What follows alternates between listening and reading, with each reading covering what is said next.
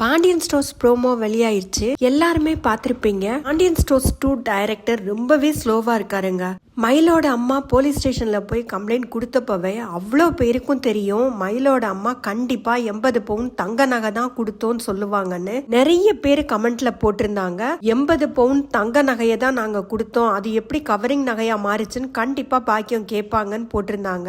ஆனா டைரக்டர் இவ்வளோ நாள் கழிச்சு இப்பதான் அந்த சீனை கொண்டு வராங்க. மீனா மேல எந்த கம்ப்ளைண்ட்டுமே பாக்கியம் கொடுக்காததுனால மீனா சொல்றது எடுபடும். மீனாவுக்கும் ராஜிக்கும் இந்த உண்மை தெரியும் அப்படிங்கிற விஷயம் மயிலுக்கு ஏற்கனவே தெரியும். மயிலு தங்க நகை விஷயத்துல கண்டிப்பா உண்மையை தான் சொல்லுவாங்க. இதுவரைக்கும் நடந்த சண்டையில மயிலுக்கு சரவணன் கூட சேர்றதுக்கான எந்த ஒரு வாய்ப்புமே இல்லாம இருந்தது. இப்ப இந்த தங்க நகை விஷயத்திலயும் அவங்க பொய் சொன்னாங்கன்னா திரும்ப அந்த வீட்டுக்கு போறதுக்கு எந்த வாய்ப்புமே இருக்காது. அதனால ரோடு போடுற அளவுக்கு இல்லைனாலும் ஒரு கோடு போடுற அளவுக்காவது அவங்க உண்மையை சொன்னா மட்டும்தான் இனி வரும் எபிசோட்ல சரவணனும் மயிலும் ஒன்று சேர்றதுக்கான வாய்ப்பாது கொஞ்சமாவது இருக்கும். கண்டிப்பா இந்த சீரியலை பொறுத்த வரைக்கும் சரவணனுக்கு ஜோடி தங்கமயில் தாங்க. தங்கமயில் கண்டிப்பா உண்மையை சொல்லுவாங்க. பாக்கியம் தான் இதுல மாட்ட போறாங்க.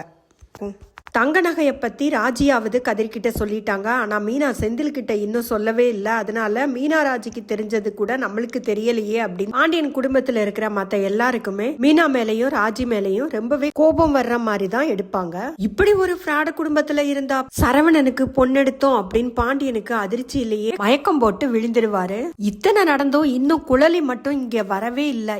குழலிய வச்சு தனியா நிறைய எபிசோட்ஸ் எடுக்க போறாங்கன்னு நினைக்கிறேன். உங்களுக்கு என்ன தோணுதுன்னு மறக்காம கமெண்ட் பாக்ஸ்ல